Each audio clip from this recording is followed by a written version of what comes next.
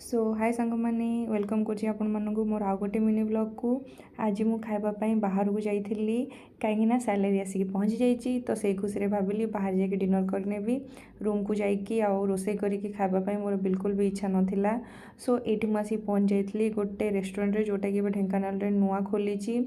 Entry करू तार आम्बियंसटा देखिली एत सुंदर लगे जे जगटा तो मोर पूरा फेवरेट हो गला। से उठेली बहुत सारा फोटोज देन नहीं वीडियोज गुड़ा अपलोड करने ऑब्वियसली। देन ये ऑर्डर करी खाइबा जोटा कि भेज रे ही थिला कहीं मंडे थिला। सो जपर्यंत जाए खाइबा आस नाला उठेली आउ किछि फोटोज आउ वीडियोज। देन मोर खाइबा आसिक ये पहुँची गला। खाइबा गुड़ाक सांग मैंने सतरे बहुत ही डिलीशियस थिला। फर्स्ट टाइम मत ढेंकानाल गोटे रेस्टोरेंट खाइबा जोटा कि एत टेस्टी लगिला। देन ये बिल भी आसिक पहुँच जाइए। बिल देखला मुंडे हाथ देकी बस जाइली जोक कर प्राइस भी पूरा अफोर्डेबल थिला। सो आज ये मो वीडियोटी केमती लगिला कमेंट रे जनइबे। चैनल को सब्सक्राइब करेंगे। रोची देखा नेक्स्ट वीडियो रे। राधे राधे।